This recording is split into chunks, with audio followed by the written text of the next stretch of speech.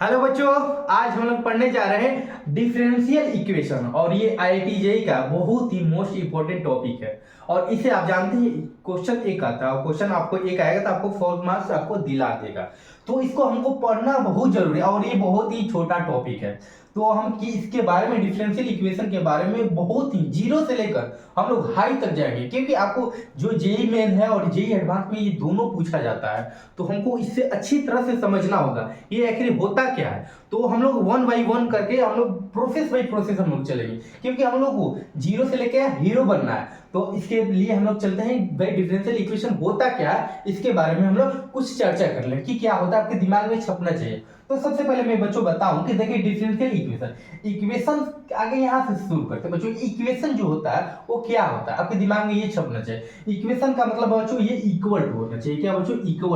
Equal to का मतलब ये क्या हुआ, देखिए अगर कोई भी कुछ भी लिखा हो अगर उसमें इक्वल टू लिखा हो, इक्वल टू क्या लिखा हो, जैसे कि आप क्वाड्रेटिक पढ़े, क्वाड्रेटिक इक्वेशन पढ़े कि नहीं, तो इसमें क्या है कि एक्स स्क्वायर ऐसे लिखा था और बी एक्स और प्लस सी इक्वल टू यहाँ पर जीरो ऐसे लिखा रहता है। तो इसमें देखिए इक्वल टू यहाँ पर बच्चों लिखा है इक्वल टू, तब इसे हम लोग इक्वेशन कहते हैं। क्या बच्चों? इक्वेशन कहते हैं। अगर इतना को मैं बात करूं कि ये अगर इस इतना को मैं बात करूं कि क्या होता है, तो क्वाड्रेटिक एक्सप्रेशन कहलाएगा। अगर ये इतना के बाद बच्चों करूँ तो क्या एक्स स्क्वायर प्लस इसमें बी एक्स प्लस सी, ये इतना के मैं बारे में बात करते हैं क्वाड्रेटिक एक्सप्रेशन इसको कहेंगे ना। क्वाड्रेटिक क्वाड्रेटिक क्या बच्चों? एक्सप्रेशन हुआ, एक्सप्रेशन एक्सप्रेशन ये हुआ। और ये अगर इक्वल टू का इसी में अगर हम साइन लगा दें तो ये क्वाड्रेटिक इक्वेशन कहलाएगा। यानी आपको इक्वल टू का मतलब ये हुआ भाई बच्चों इक्वेशन हुआ ना।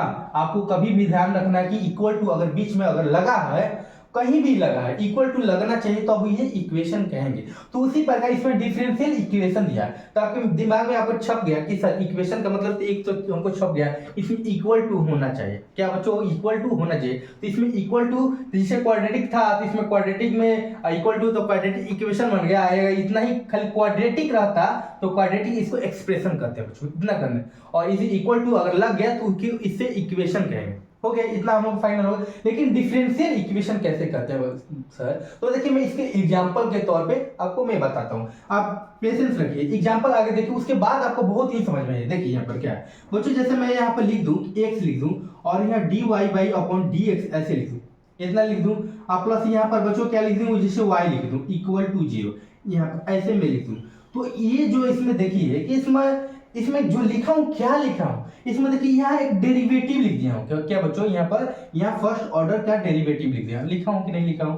तो ये जिसमें अगर इक्वेशन देखिए ये लग गया तो आपको इक्वेशन कहलाएगा। और जिस भी इक्वेशन के अंतर्गत आपको फर्स्ट ऑर्डर डेरिवेटिव लगे या सेकेंड ऑर्डर या dy by D x square ऐसे रहे और आपको यहाँ पर D Q upon d x Q इतना है, माने आपको ऐसे इस फॉर्मेट में दिया है, माने ऐसी double derivative triple derivative fourth derivative n order का डेरिवेटिव आपको दिया रहेगा और इक्वेशन के अंतर्गत दिया है। तो उसे बच्चों हम लोग क्या कहते हैं बच्चों? डिफरेंशियल इक्वेशन कहते हैं। क्या बच्चों? जिसमें अगर देना होना चाहिए, क्या एक होना चाहिए बच्चों, तब तो वो हम लोग का डिफरेंशियल इक्वेशन कहलाता है। जैसे फॉर एग्जांपल के तौर पे मैं बच्चों पूछूं कि यहाँ पर x प्लस यहाँ y है इक्वल टू यहाँ 5 है, क्या इसको हम लोग डिफरेंशियल इक्वेशन कर सकते हैं? तो सर बोलिए कि सर इसको हम लोग डिफरेंशियल इक्वेशन हम लोग नहीं कर सकते हैं। क्या बच्चों? नहीं। और वही मैं पूछूं कि इसमें कि d y upon d x plus और यहाँ पर इतना कर दूं, यहाँ पर बच्चों यहाँ पर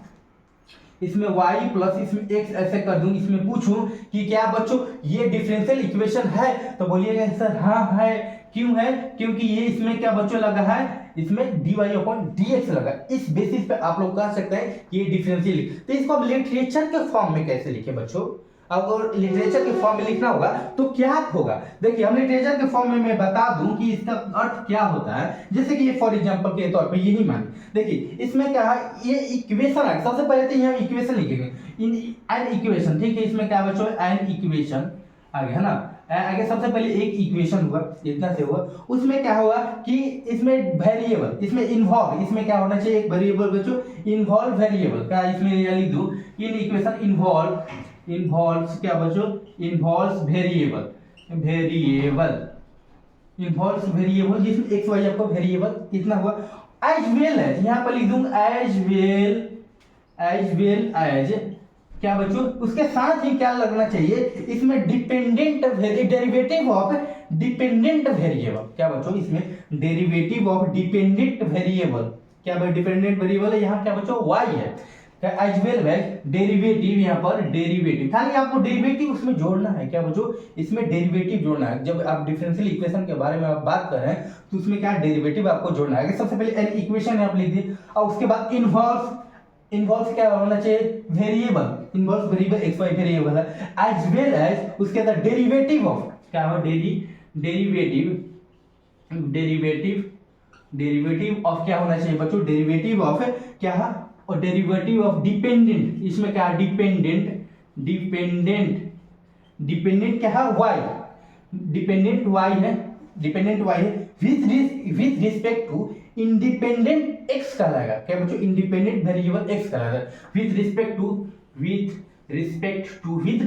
WRT, विथ रिस्पेक्ट टू हाँ इंडिपेंडेंट क्या बच्चों, इंडिपेंडेंट वेरिएबल क्या हो चाहिए, x होना चाहिए। उसे हम लोग क्या कर रहे हैं, डिफरेंशियल इक्वेशन कर रहे हैं। इट्स कॉल्ड यहाँ पर क्या, इट्स कॉल्ड डिफरेंशियल इक्वेशन। हो तो गया बच्चों, क्या हो गया, आप डिफरेंशियल इक्वेशन के बारे में अब जान गए। क्या बच्चों जाने, इसमें सबसे पहले इक्वेशन सबसे पहले जाने, ये हुआ इक्वेशन हुआ।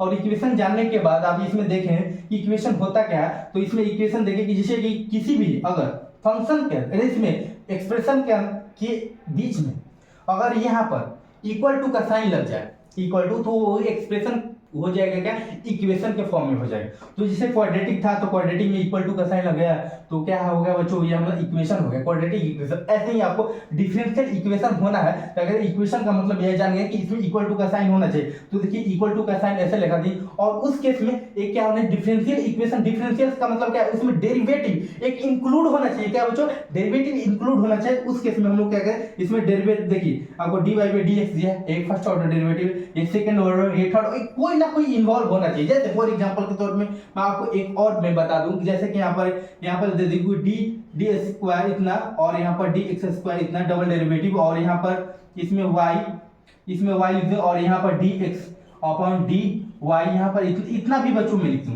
ये क्या है, इतना हम लिख दूं। इसमें भी पूछूं क्या बच्चों, ये इसमें इसको डिफरेंशियल इक्वेशन कर सकते हैं, तो बोलिएगा सर हाँ कर सकते हैं। क्या क्यों कर सकते हैं, क्योंकि इसमें क्या है, इक्वेशन तो इक्वल टू का साइन है, ऊपर से क्या है, इसमें डेरिवेटिव है, एक एटलीस्ट होना चाहिए, एटलीस्ट वन होना चाहिए। देखिए डेरिवेटिव इसमें है भी क्या, ये भी है, तो इसमें दोनों में से एक है, एक से अधिक है तो कोई मतलब नहीं, अच्छा बात है, लेकिन आपको एटलीस्ट एक होना चाहिए इसमें डेरिवेटिव। तो आपको उस केस में हम लोग क्या कहेंगे, इसे डिफरेंशियल इक्वेशन कहेंगे। तो इतना हम लोग पहला लेक्चर में हम लोग इतना देखें। अब दूसरा लेक्चर में हम लोग देखते हैं कि क्या होता है, उसके बारे में एग्जांपल के तौर में देखिए इसमें क्या ऑर्डर क्या होता है, डिग्री क्या होता है, उसके बारे में हम लोग अगले लेक्चर में हम लोग पढ़ते हैं।